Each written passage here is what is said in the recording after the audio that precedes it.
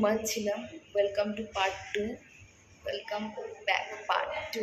কি ব্রেকফাস্ট করলাম তোমরা দেখবে। তো এবার আমরা লাঞ্চ করতে যাবো, তো চলো যাওয়া যাক। আমাদের আরেকটা রুমের ব্যালকনি থেকে ঠিক এই দৃশ্যটা দেখা যায়, এক অপূর্ব দৃশ্য, যেখানে একটা চোখ খুললেই মন্দির দেখতে পাচ্ছ। মানে এই রুমটা যে পেয়েছে তার যে কী ভাগ্য। আর এত সুন্দর একটা দৃশ্য, তলার নিচে পার্কের জোনটাও তোমরা দেখতে পাচ্ছ। আর গ্রিনারি তো রয়েছে, গ্রিনারি না থাকলে হয়। তো ব্রেকফাস্টে চলে এলো ডিম পাউরুটি, এটা খেয়ে এবার লাঞ্চ করতে চলে। এটা হোটেলেরই একটা রেস্টুরেন্ট, তো আমরা নিচে বসে পড়েছি ক্যান্টিনে খেতে। তো দেখতেই পাচ্ছ বাইরের ভিউটা। আমি ঠিক এরকম বেছে বেছে জানলার দিকেই বসি, কারণ আমার বাইরের ভিউ দেখতে দেখতে খেতে একদম অদ্ভুত ফিলিংস লাগে। তো এখানে ভাবলাম যে তোমাদের সাথে একটু গল্প টল্প করে নিই। এখানে আমি হয়তো কোনো কথা বলছি না, কারণ পুচকিটা খেলছে, তাই ভাবলাম এখানে তোমাদের ইশারায় কথা বলে নিই আমি কি করছি। একটু ঘুমও পাচ্ছে, গিয়ে একটু ঘুমাবো।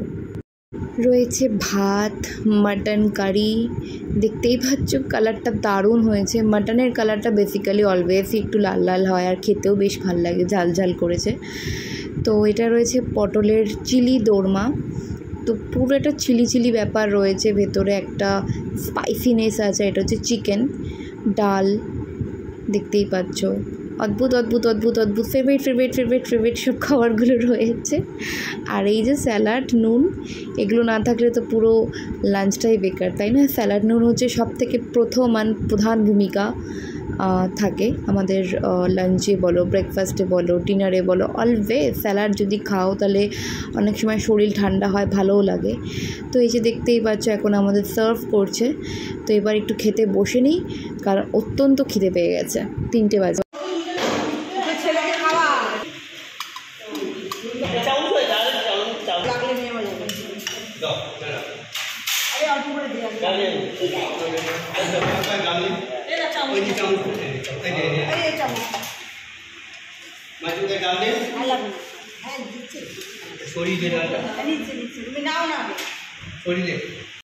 ফার্স্ট পার্টটা এন্ড করেছি, দেখতেই পেয়েছো কখন ফার্স্ট পার্টটা এন্ড করেছি। আমি ঠাকুর দেখে এসে এন্ড করেছি। তারপরে ব্রেকফাস্ট, লাঞ্চ তোমাদের সাথে এখন শেয়ার করছি।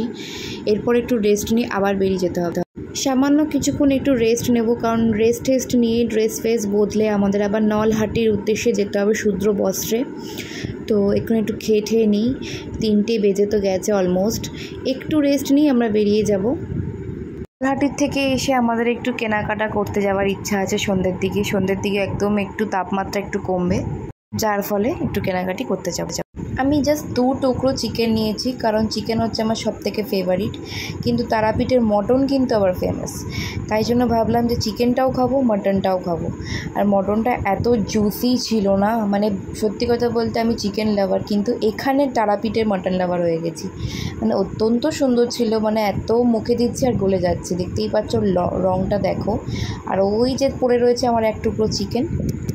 এখানে আর কিছু থাকুক না থাকুক, প্রচুর হোটেলস রয়েছে। অবভিয়াসলি এটা ট্যুরিস্ট জায়গা, এখানে প্রচুর হোটেল আছে। আর হোটেল থেকে বেরিয়েই আমি একটা আশ্চর্য জিনিস দেখেছি, চারিদিকে টোটো, এখানে অটো না টোটো কিন্তু ঠিক করছে। মানে অলওয়েজ তোমরা টোটো পেয়ে যাবে, হোটেলের যেখানেই ওঠো না কেন, হোটেলের বাইরে কিন্তু তোমার টোটো এখানে অ্যাভেলেবেল পেয়ে যাবে।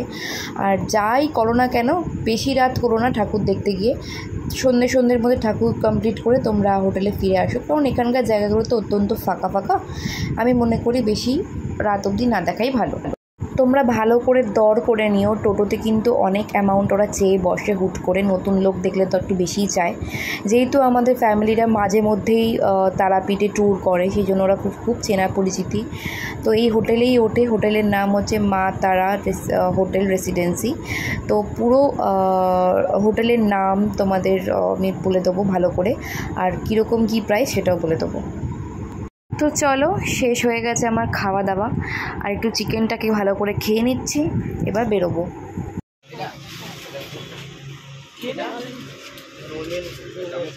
কর্নেটো খেয়ে নিই। আমার মা পই করে বলেছে ঠান্ডাটা খাবি না, কিন্তু কিছু করার নেই, ঠান্ডাটা খেতেই হচ্ছে। এখানে 45 ডিগ্রি, সকালে দেখছিলাম 43 ডিগ্রি, মানে রেকর্ড গরম এখানেই।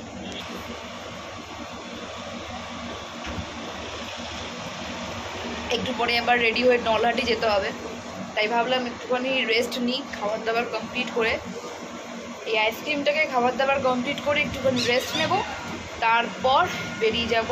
Welcome to part 2। পার্ট 2 কেমন লাগছে সেটাও কিন্তু অবশ্যই জানিও তোমরা। যারা যারা পার্ট 1 দেখে ফেলেছো তারা কিন্তু জানোই যে আমাদের তারাপীঠের পুজো দেওয়া হয়ে গেছে, তারা আমার দর্শনটা আমি করতে পেরেছি, হয়তো ফোনে ঠিক করে তুলতে পারিনি। তোমরা যারা ঠিক মতো দেখতে পাবে তো তোমাদের লাক, আমি দেখতে পেরেছি, ফোনে কতটা উঠেছে আমি জানি না। তো এবার আমরা পার্ট 2-তে তোমাদের সাথে শেয়ার করবো নলহাটি। এবার আমি ড্রেসটা চেঞ্জ করে শোবো, কারণ এসিতে অলরেডি ড্রেস শুকিয়ে গেছে, আমি ঘুমিয়েও পড়েছি লেপ কম্বল গায়ে দিয়ে। তো তোমাদের রুম ট্যুরটা একেবারে সন্ধ্যেবেলাতেই দেখাচ্ছি। তুলেছি, ওকে তুলেছি।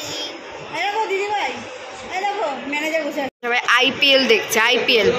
আর এই যে আমাদের হোটেলের ম্যানেজার।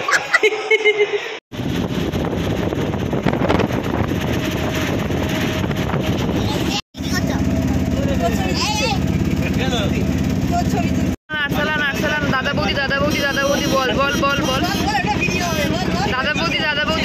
নলহাটিতে এবার নলহাটিতে পুজো দিয়ে বাড়িতে আমি হোটেলে যাব। অলওয়েজ ক্যারি করছি জল, কারণ এই গরমে তো জলটা মেন, তাই না? এখানে আমরা একটু পুজোর সব কিছু কিনবো, কেনার পর আমরা পুজোটা দিয়ে আসবো। আর তোমাদের সাথেও শেয়ার করছি, মাকে দর্শন যদি করতে পারি তাহলে অবশ্যই তোমাদের সাথে মায়ের ছবি শেয়ার করব।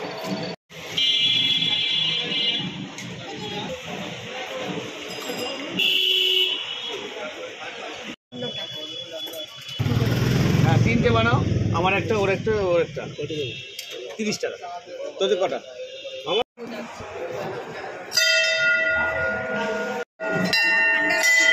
এর মূর্তিকে ঢেকে দেওয়া হয়েছে। আর এই যে সিঁড়ি দিয়ে আমরা সব এখন উপরে যাব।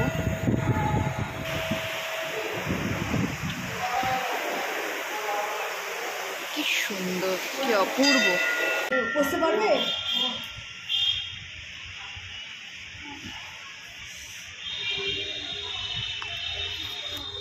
Out of the world feeling. সব দাও, এইটা দাও, এইটা দাও। আমাদেরটা কোথায়? আরেকটা হবে তো, আরেকটা ওদের তো দুটো, মার আর ওর দুটো তো। আমাদের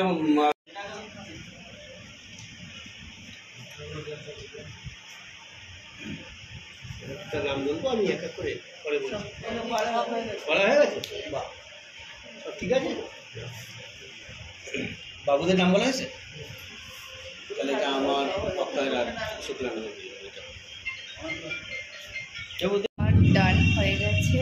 এই যে আমার আর পুজোর প্রসাদ, তার সাথে চেলি, আর একটা অপূর্ব কিছু কারুকার্য করা রয়েছে, দেখতেই পাচ্ছ। বিশ্বাস করো আমার মনটা না ভরে গেছে, মনে হয় লাইফের এত বছরের একটা মানে আমার এত শান্তি লাগছে না মনটা, যে আমার যত ডিপ্রেশন ছিল, মানে যত কষ্ট ছিল, মানে বেরিয়ে গেল, মানে এক নিমেষে বেরিয়ে গেল। আগের লাইফ নিয়ে সবারই একটা ডিপ্রেশন থাকে একটা বয়সের পর, যে 20 এজ যখন একটা মানুষের হয় তখন থেকে একটা বাচ্চা ছেলেদের ডিপ্রেশন স্টার্ট হয়ে যায়। সো আমিও অনেক ডিপ্রেশনে ভুগি, অনেক কিছুতেই হয়। তো বিশ্বাস করো এখন আমার পুরো ডিপ্রেশন চলে গেছে, মনে হচ্ছে মায়ের মুখ দেখে ফেলেছি না, মনে হচ্ছে সব ডিপ্রেশন ধুয়ে মুছে সাফ হয়ে গেছে।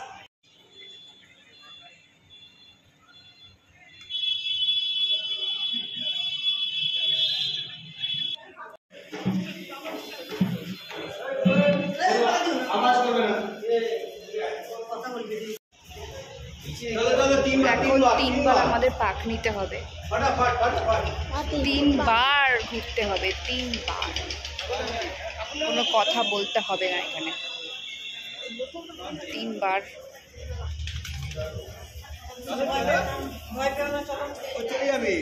3বার রাউন্ড খেতেই হবে, বিনা কোনো সাউন্ড করে 3বার রাউন্ড খেতেই হবে, এটাই নিয়ম।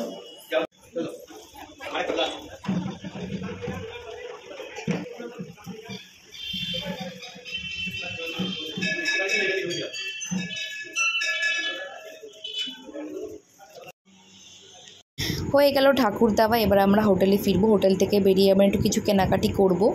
তো এটা ব্রিজের উপর দিয়ে আমরা যাচ্ছি। ব্রিজের নিচটা দেখো পুরো অন্ধকার, আর কিছু কিছু দূরে দূরে লাইট দেখা যাচ্ছে, মানে এখানে সব ফাঁকা ফাঁকা এরিয়া।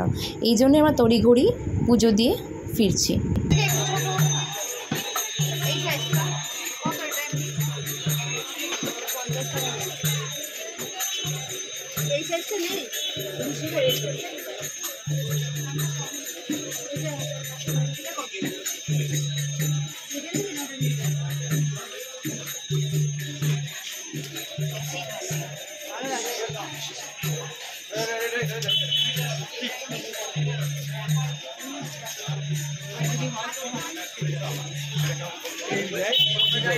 কোথায় না না জমি লাগছে